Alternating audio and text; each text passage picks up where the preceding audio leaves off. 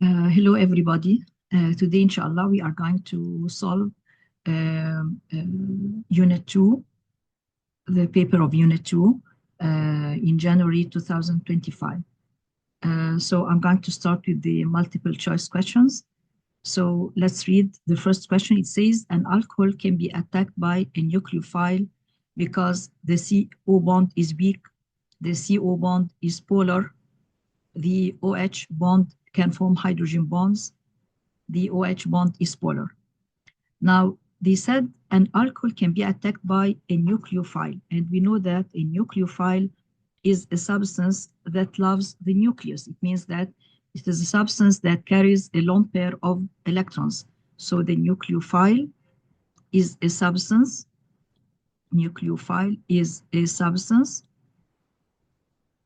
that can donate a lone pair of electrons, right?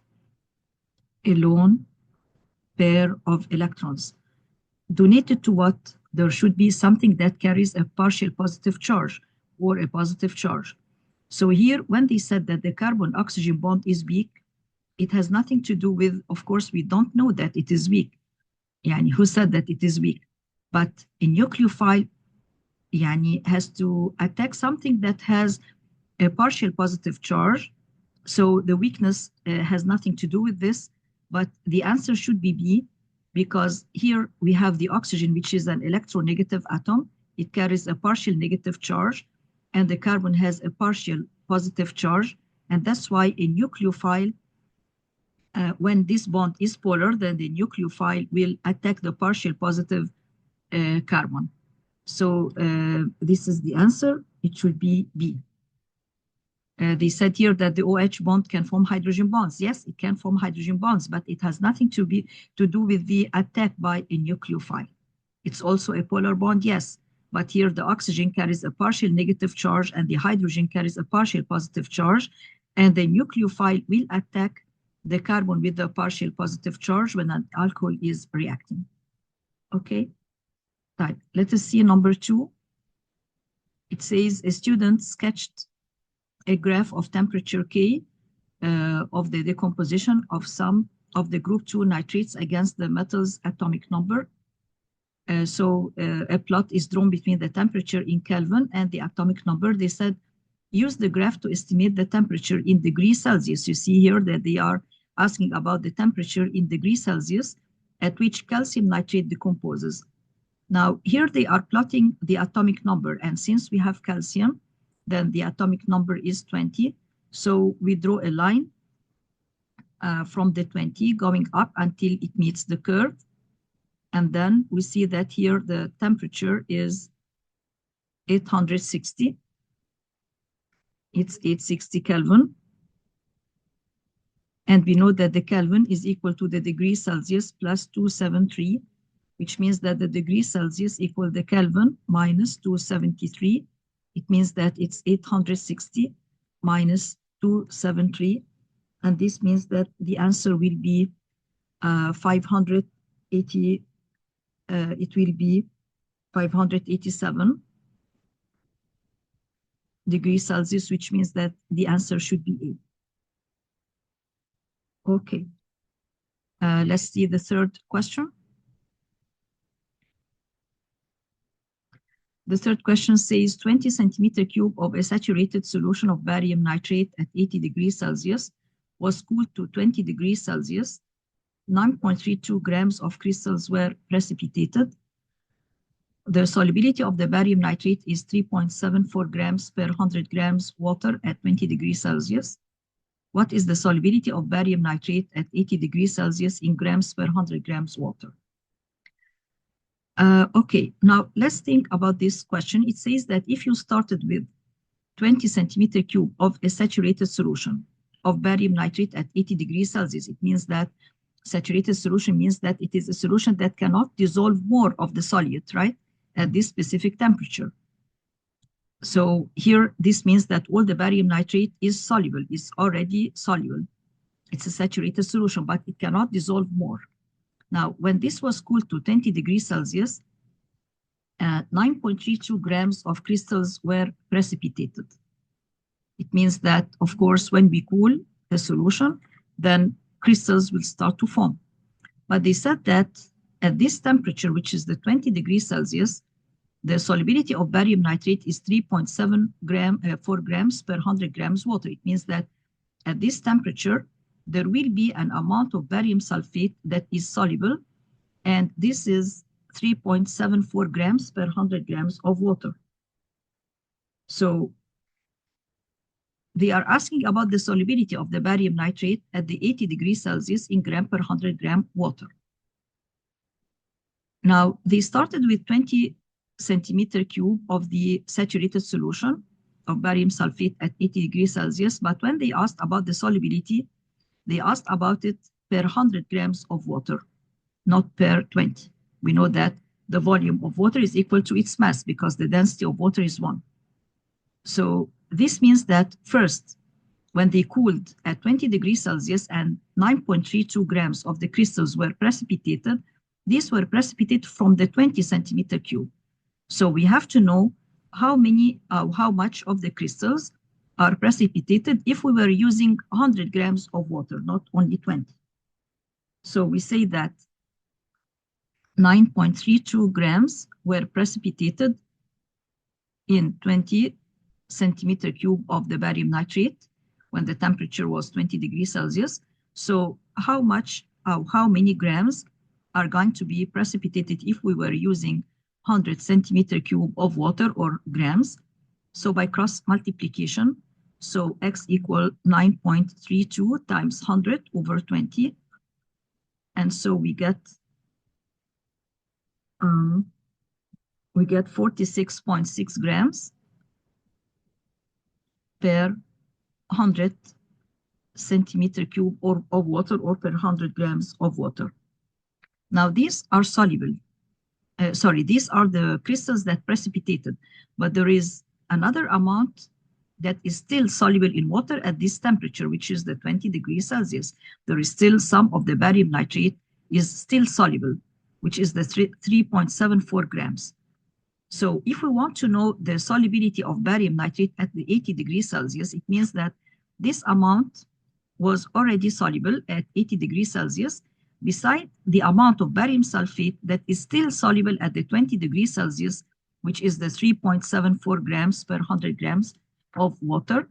So this means that the solubility of barium nitrate at the 80 degrees will be 46.6 plus the 3.74, and so we get 50.34 grams, which is D, because this is the amount of barium sulfate that is still soluble,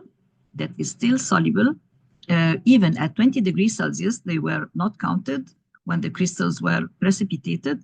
There is 9.32 grams per 20 centimeter cube, which means that we have 46.6 grams per 100 centimeter cube precipitated at the 20 degrees Celsius, which were soluble in the 80 degrees Celsius. Besides, there is a certain amount of also barium nitrate that was also still soluble at the 20 degrees Celsius, which is the 3.74 grams per 100 grams of water. So we have to add them both to get the total amount of barium nitrate that is soluble per 100 grams of water at the 80 degrees Celsius. So the answer is D. Okay. Now, number 4, it says, what is the flame color produced by strontium ions?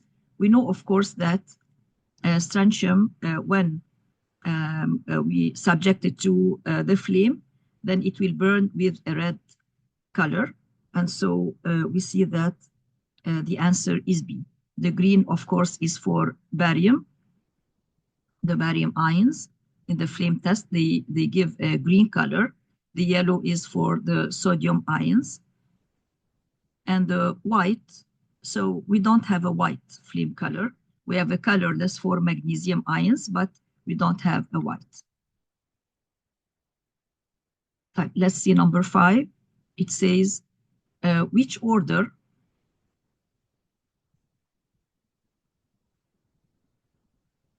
it says which order is correct for the solubility of group 2 sulfates. We know that the solubility of the group 2 sulfates increases as we go up the group. So we have magnesium sulfate, we have calcium, we have strontium sulfate, and we have barium sulfate. And we know that the solubility increases as we go up the group, which is opposite to what happens for the hydroxides. We know that the hydroxide solubility increases as we go down the group. So the barium hydroxide is the most soluble, and the magnesium hydroxide is the least soluble.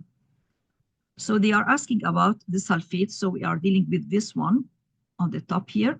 So they said which order is correct for the solubilities of group 2 sulfates. Of course, this sign means greater than. So of course, this is not correct because the barium sulfate is the least soluble, not the most soluble.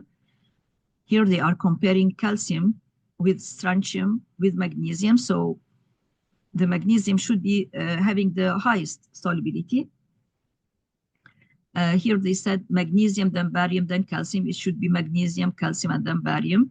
Here it says calcium greater than strontium, greater than barium. So this is the correct sequence. Okay, so the answer is D. Type. Now, when they said which is the best solvent for the chloroethane, we have studied that chloroethane is a halogenoalkane. And we know that halogenoalkanes are insoluble in water. Halogenoalkanes are insoluble in water, but they are soluble in alcohols, in ethanol. So this means that the best solvent to dissolve the chloroethane should be the ethanol.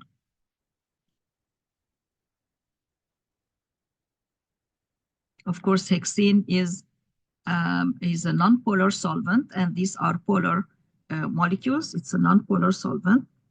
And of course, it's not soluble in acids, and it's insoluble in water.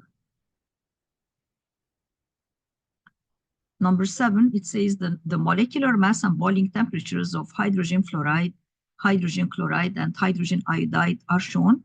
They gave us the molecular masses. Of course, as we go down group 7, the molecular mass of the hydrogen halides increases, and the boiling temperature of hydrogen fluoride is 19.5. So it's the highest. And then we have minus 85 and minus 35.5. Of course, the hydrogen halide, as we know, has, if we compare the hydrogen chloride with hydrogen bromide with hydrogen iodide, we know that as we go this down the group, the boiling temperature increases. And that's because, as we know, that the molecular mass increases, or we say that the number of electrons increases. And so London forces become stronger. And that's why the hydrogen iodide has a higher boiling temperature than that of the hydrogen chloride. So they said, which is the best estimate for the boiling temperature of hydrogen bromide? It should be something in between the minus 85 and the minus 35. So it should be C, where we have a minus 67 degrees Celsius, because the minus 20 is greater than the minus 35, and 59 means that it's greater than the hydrogen chloride, and Kaman, it's greater than the hydrogen fluoride as well, which is not logic. And minus 90 means that it is smaller than that of the hydrogen chloride, although it should be in between the hydrogen chloride and the hydrogen iodide. Now they said, why does hydrogen fluoride not fit the pattern of boiling temperatures of the other hydrogen halides? Because as we studied that the hydrogen fluoride, where the fluorine is one of the elements that when is bonded to the hydrogen will form what we call a hydrogen bond. So the hydrogen fluoride together with another hydrogen fluoride molecule, where we have a partial negative and partial positive ions, are bonded together with hydrogen bonding. And we know that the hydrogen bonds are the strongest of all intermolecular forces of attraction. And that's why it will require more amount of energy to be broken. That's why it has the highest boiling temperature, due to the presence of the hydrogen bond. So here it forms hydrogen bonds, as is seen here in the, let me write it once more. So it forms hydrogen bonds. This is the correct answer, as it forms hydrogen bonds. And we know that hydrogen bonds are stronger than London forces, of course, and are stronger than dipole-dipole interactions. Let's see number 8. An experiment measuring the concentration of a reactant over time produced the graph shown, concentration against time. So we get this curve. What is the approximate value of the initial rate of the reaction? Now, we know that if they ask us about the rate at any specific time, then from the specific time that they will ask, for example, if they ask you to find the rate at 100 seconds, for example, then you rise up from the 100 seconds until you meet the curve, and then you get a tangent to the point. You get a tangent to the point, and from which you calculate the gradient, and this will be the rate.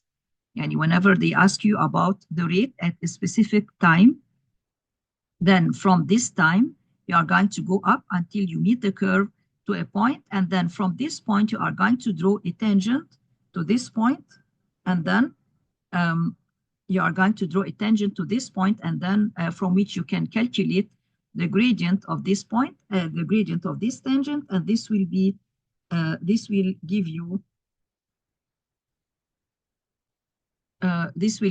the rate at this time.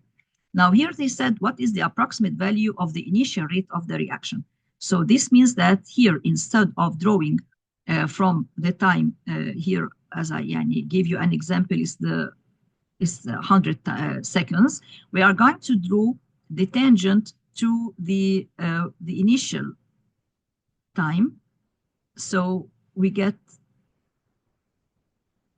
something like that. So you are going to calculate the gradient of this tangent. You draw a tangent at time equals 0, because this is the initial rate. At time equals 0, this will be the initial rate, from which you calculate the rate, which is equal to the initial concentration, which is 0.005 divided by of course, this is minus 0 divided by 100 and about 10.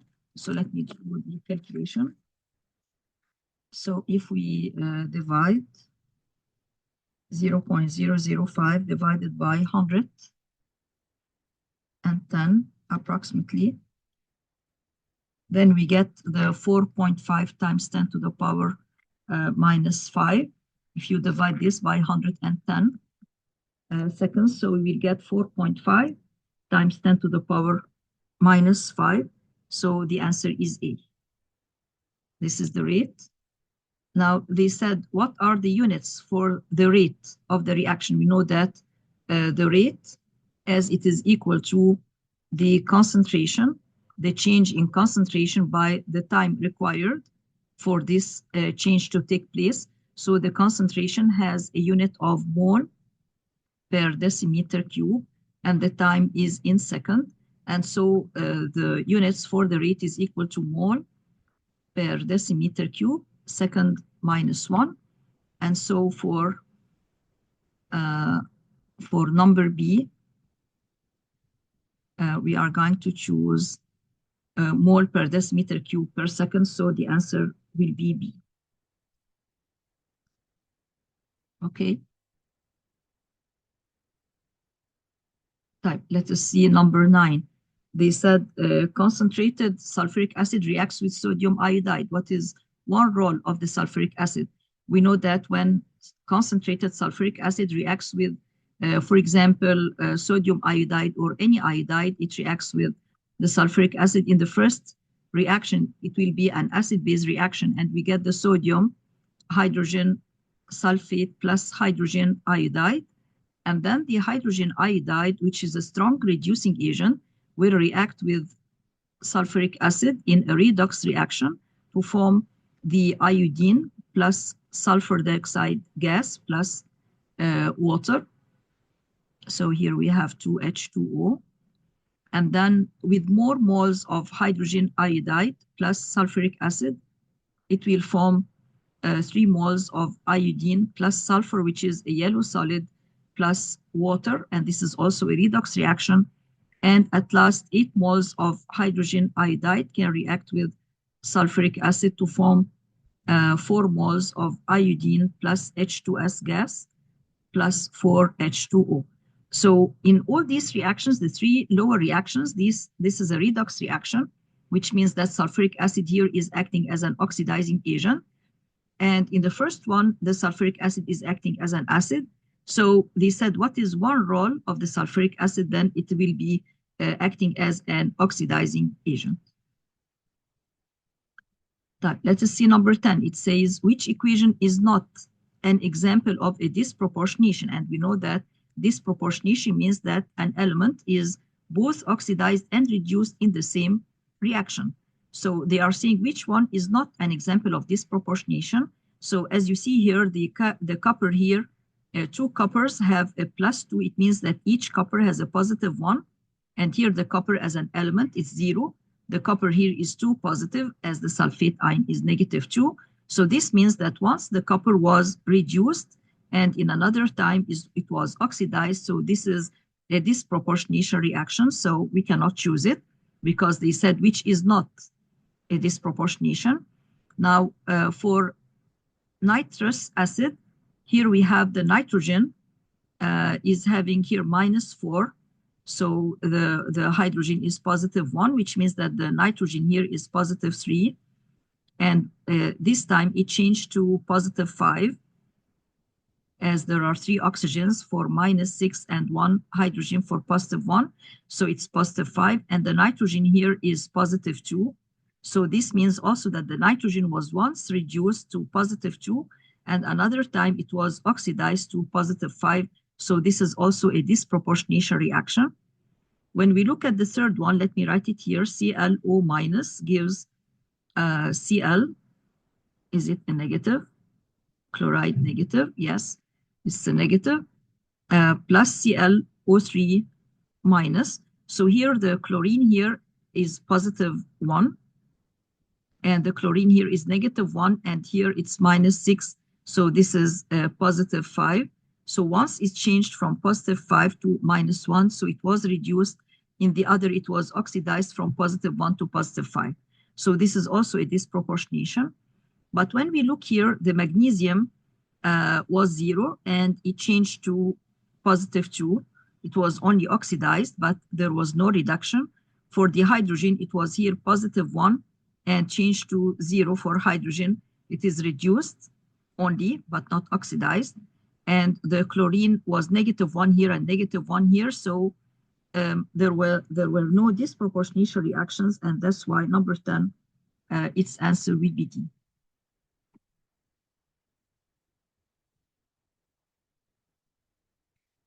Number 11, it says, which is a displacement reaction that results in a visible color change in solution. Displacement, of course, we know that astatine is less reactive than the chloride. We know that the reactivity of fluorine greater than chlorine, greater than bromine, greater than iodine, and at last there will be astatine. So the reactivity increases as we go up the group of 7. Reactivity increases, and we know that the more reactive element will displace the less reactive from its salt. But of course, the opposite cannot take place. Yani astatine cannot displace the chloride, because the chlorine is more reactive than the astatine. So this reaction will never take place. Here the same, iodine is less reactive than the bromine, so it cannot displace it from its salt. Here the bromine is more reactive than the iodide. Yes, so it is more reactive than the iodine, so the bromine can displace the iodine from its salt, forming sodium bromide and iodine. And they said that this results in a visible change color. So of course, we know that the bromine is a little bit orange in color and the iodine is brown. in color, so there will be a visible change in the color. So this will be the answer, number 11. Here the chlorine is less reactive than the fluorine, so it cannot displace it. So this reaction also is not correct.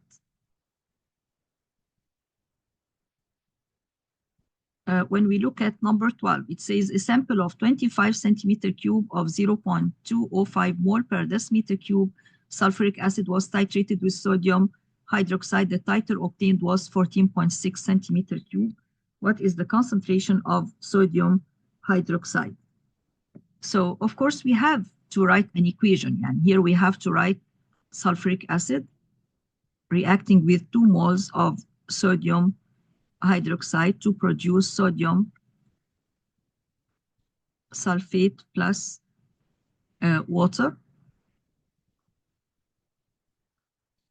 Now, here they said a sample of 25 of 0.205 mole per decimeter cube of sulfuric acid. Whenever they give you complete information in the problem, then this means that the first step that we always do is to find out the number of moles of what they give you complete information about, which is the sulfuric acid. So here the number of moles equal concentration times volume. So it's 0.205 times the volume, which is 25 divided by 1,000. And so we get, so we have 0.205 times 25 over 1,000.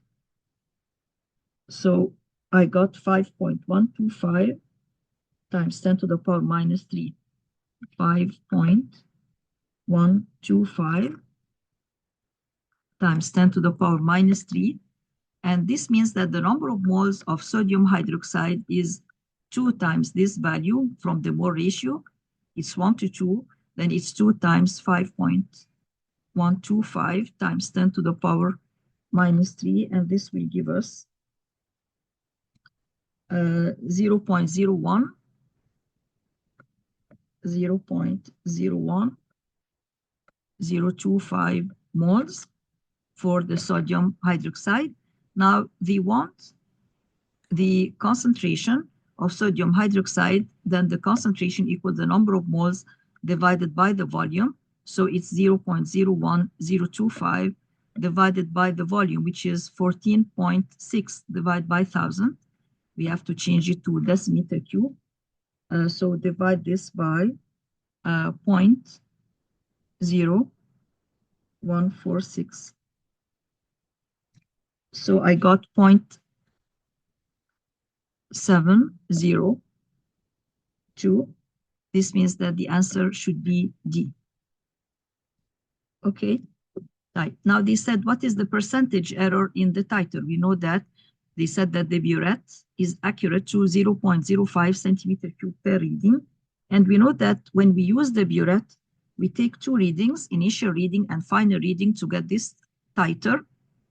We have to take the initial reading and the final reading. So we take 2 readings, and this means that the percentage error is equal to 2 times the 0.05 divided by the titer, which is 14.6 times 100. And so we get 0.68%. So the answer is D, 0.68%. Okay. Let's take number 13. Calcium carbonate can be heated to produce calcium oxide. What is the atom economy by mass for the formation of calcium oxide? We know that the percentage atom economy is equal to the molar mass of what they are asking about, which is the molecular mass of the calcium oxide divided either by the molecular mass of the calcium carbonate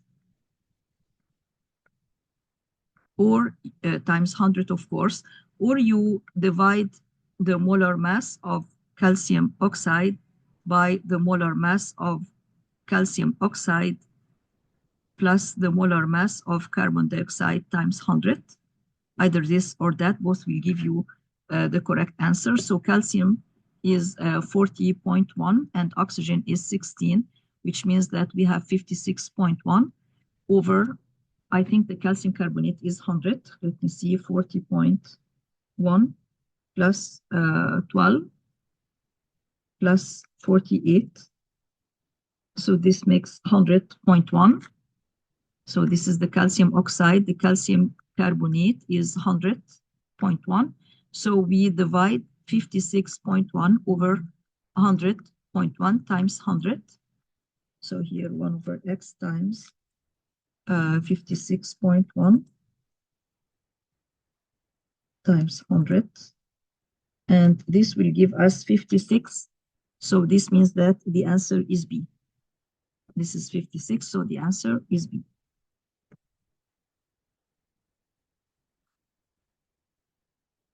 Let's see number 14. It says, what is the concentration in mole per decimeter cube when 64.5 grams of sodium nitrate is dissolved in water to form 750 centimeter cube of the solution?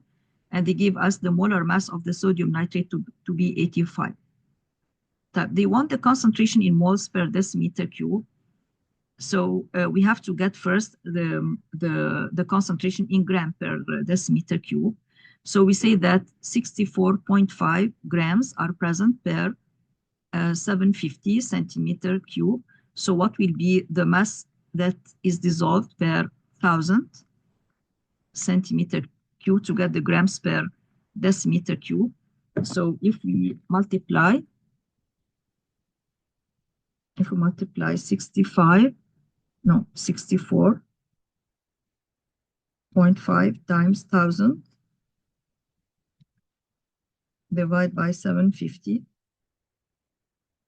So I got 86. So the mass of sodium nitrate equal 86 grams per decimeter cube. And we know that if we want to change from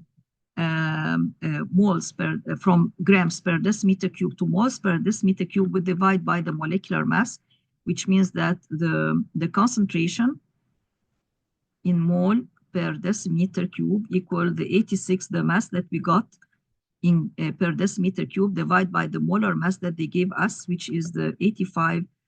So so this means that it should be D. It will give us 1.012. Right, let us see number 15. It says a volume of 10 centimeter cube of magnesium chloride solution was added to an excess of sodium hydroxide solution, forming a precipitate of magnesium hydroxide. After filtering and drying, 0.398 grams of magnesium hydroxide was obtained. What was the concentration of magnesium chloride solution? Okay. Now they added the magnesium chloride to excess of sodium hydroxide, and they got the magnesium hydroxide, which means that here we should have 2 plus 2 sodium chloride. So they said that after filtering, we get this mass of magnesium hydroxide. So the first thing that we have to do is to get the number of moles of the magnesium hydroxide equals the mass over the molar mass. So we have 0.398 divided by 58.3. So we get the number of moles of magnesium hydroxide. So we have 0.398 divided by 58.3. So I got 0.00683. So this is the number of moles of the magnesium hydroxide, which is the same as the number of moles of the magnesium chloride, because the mole ratio is 1:1. So this means that the number of moles of the magnesium chloride is also 0.00683. Now they want the concentration, and they give us the volume to be 10 centimeter cube. And we know that the concentration equals the number of moles over the volume. So the number of moles is 0.00683 divided by the volume. The volume here is in centimeter cube. We have to change it to decimeter cube by dividing by 1,000. So we get 0.01. So we divide here by 0.01. So we have here 0.00683 divided by 0.01. So we get 0.683, which means that the answer is C. Okay. Now let us see number 16. Magnesium nitrate decomposes on heating according to the equation shown. 2 moles of magnesium nitrate gives 2 moles of magnesium oxide plus 4 moles of nitrogen dioxide plus oxygen. 1 mole of magnesium nitrate is completely decomposed. What is the maximum volume of gas formed at 600 Kelvin and 101,000 Pascal? And they gave us the PV equal nRT. So 1 mole of magnesium nitrate is completely decomposed, and when it decomposes, it gives 5 moles of gases, because nitrogen dioxide and oxygen are gases. So they said that what will be the maximum volume, and we have to find it using the ideal gas equation, PV equal nRT. It means that when we arrange this, the volume will be equal to nRT divided by the pressure P. So the volume in meter cubed will be equal to the number of moles, which is 5 times 8.31, which is the gas constant, times the temperature in Kelvin, 600, divided by the pressure that is given in Pascal, because we have to get the temperature in Kelvin and the pressure in Pascal. So they gave it to us right away. So this means that we have 5 times 8.31 times 600 over 10100, another 0. So this means that it is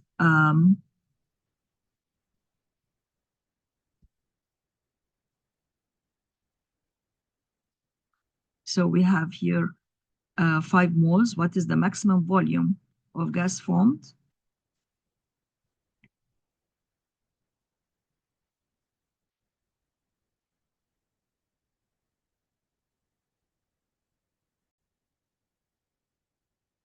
So when I calculated this, this will be 0.24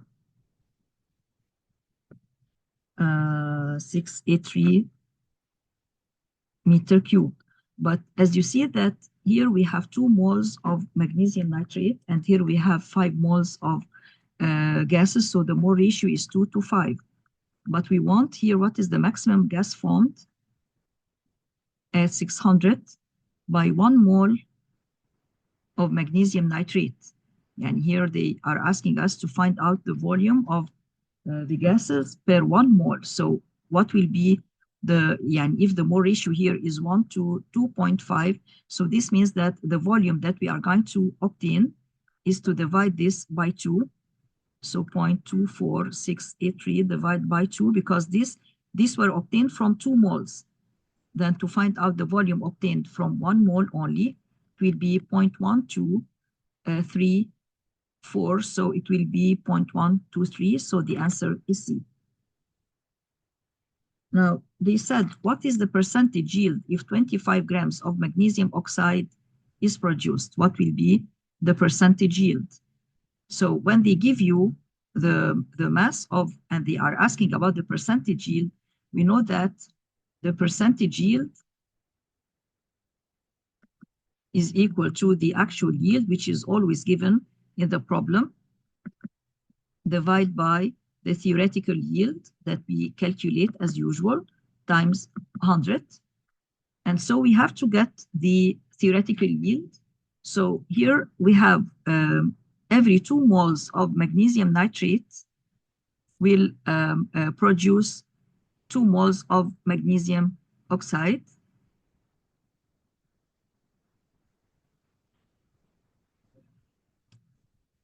So this means that the mole ratio here is 1 to 1.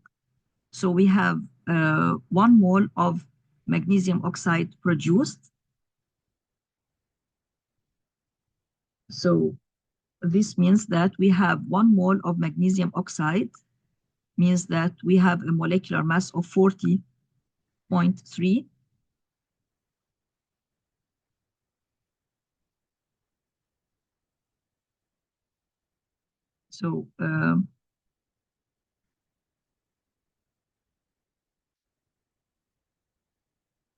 So here 1 mole means that we have 40.3 grams of magnesium oxide produced. So the percentage yield will be equal to the actual yield that they gave us in the problem, which is the 25 grams divided by the 40.3 grams of 1 mole of magnesium oxide times 100. And this will give us 62.5 will be 62.